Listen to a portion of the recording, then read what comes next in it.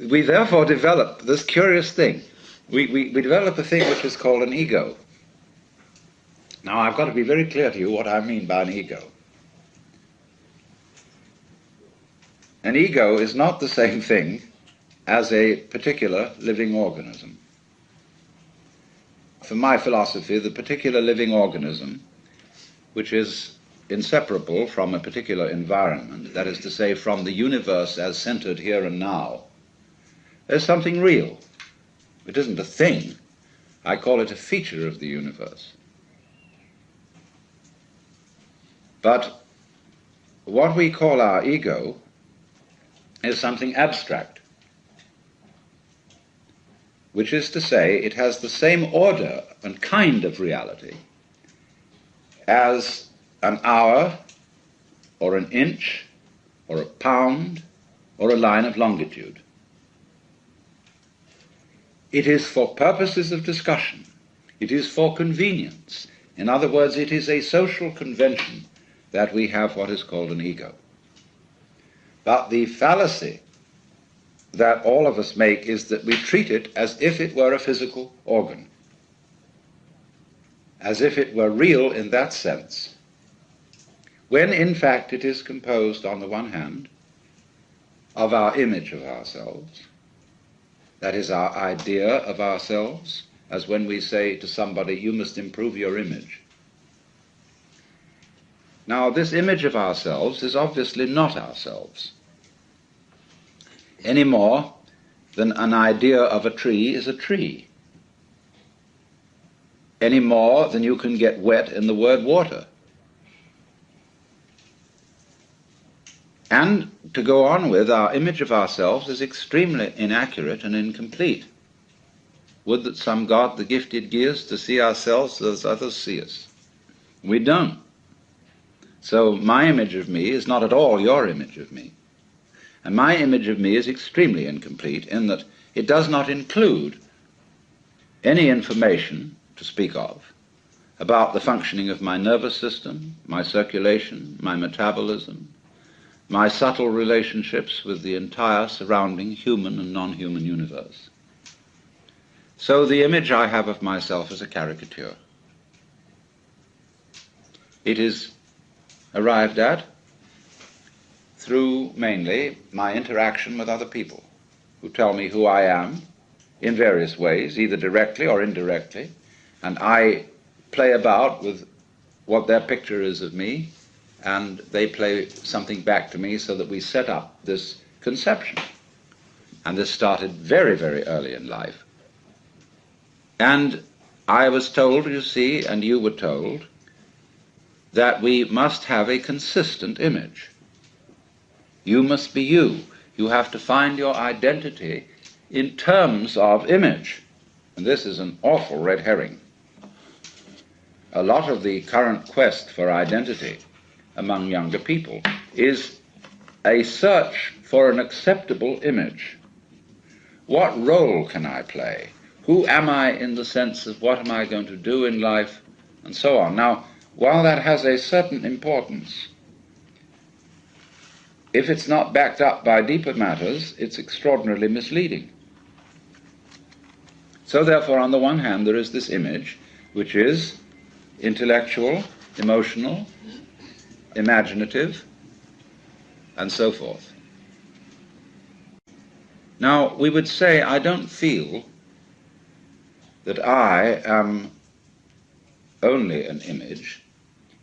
I feel there's something more real than that, because I have a sense of there being a particular sort of, how do we say, a center of something, some sort of sensitive core inside the skin. And that corresponds to the word I. Let's take a look at this. Because the thing that we feel as being myself is certainly not the whole body. Because a lot of the body can be seen as an object. In other words, if you stand, stretch yourself out, lie on the floor, and turn your head and look at yourself, you can see your feet and your legs and all this up to here, and finally it all vanishes, only there's a sort of a vague nose in front. And you assume you have a head because everybody else does, and you've looked in a mirror, and that told you you had a head, but you could never see it, just like you can't see your back. So you tend to put your ego on the side of the unseen part of the body, the part you can't get at, because that seems to be where it all comes from, and you feel it. But what is it that we feel? Because if I see clearly, and my eyes are in functioning order, the eyes certainly are not conscious of themselves. There are no spots in front of them, no defects, in other words, in the lens or in the retina or in the optic nerves that give hallucinations. So also, therefore, if my ego, my consciousness is working properly, I ought not to be aware of it as something sort of there, being a nuisance in a way in the middle of things, because your ego is awfully hard to take care of. Well, what is it then that we feel? Well, I think I've discovered what it is. It's a chronic, habitual sense of muscular strain, which we were taught in the whole process of doing spontaneous things to order. When you're taking off in a jet plane, and the thing has gone rather further down the runway than you think it should have without getting up in the air, you start pulling at your seatbelt. Get this thing off the ground. Perfectly useless.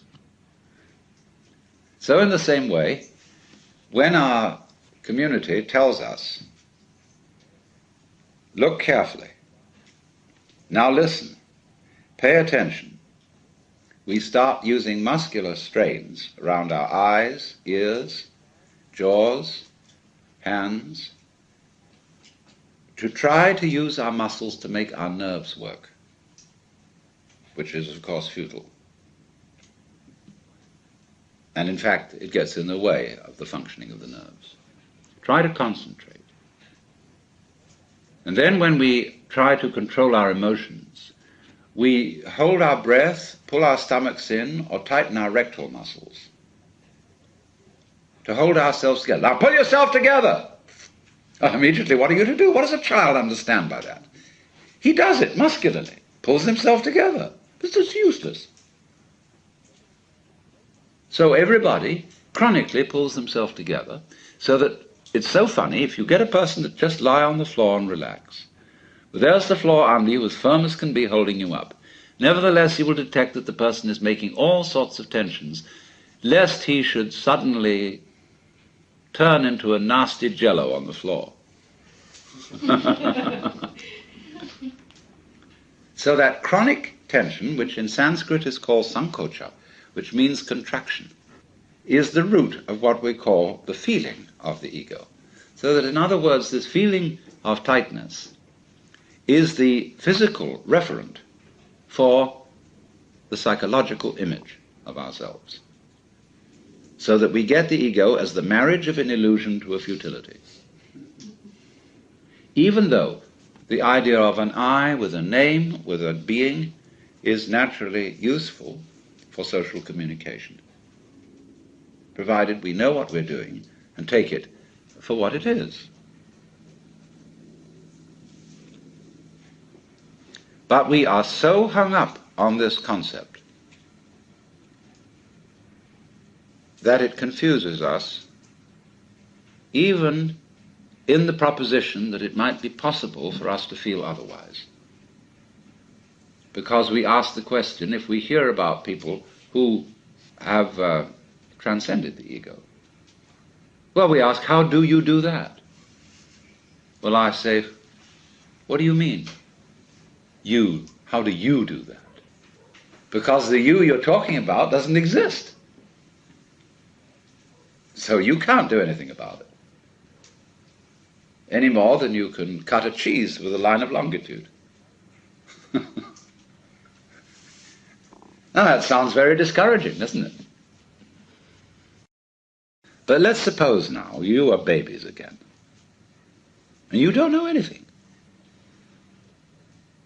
Now, don't be frightened, because anything you know you can get back later. But for the time being,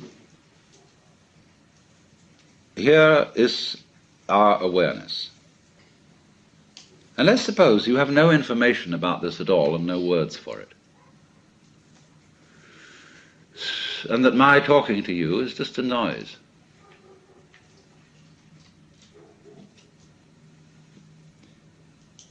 Now, don't try to do anything about this.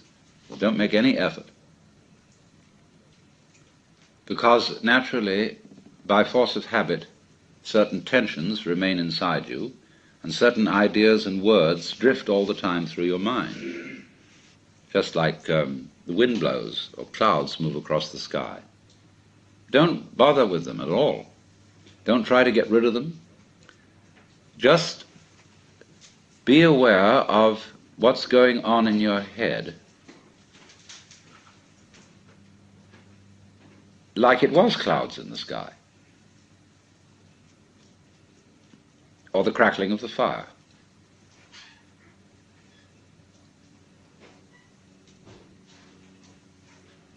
There's no problem to this. All you have to do, really, is look and listen without naming, and if you are naming, never mind. Just listen to that.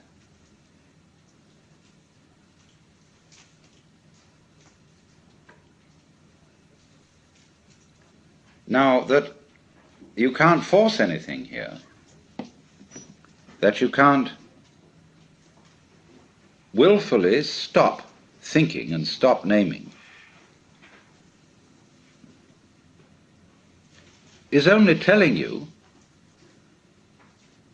that the separate you doesn't exist. It isn't a mark of defeat. It isn't a sign of your lack of practice in meditation. That it runs on all by itself simply means that the individual separate you is a figment of your imagination. So you are aware at this point of a happening. Remember, you don't know anything about the difference between you and it. You haven't been told that. You've no words for the difference between inside and outside, between here and there, and nobody has taught you that what you see out in front of you is either near or far from your eyes. Watch a baby put out a finger to touch the moon.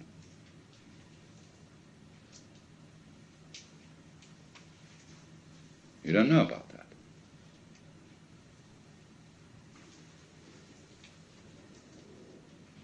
Just, therefore, here it is. We'll just call it this.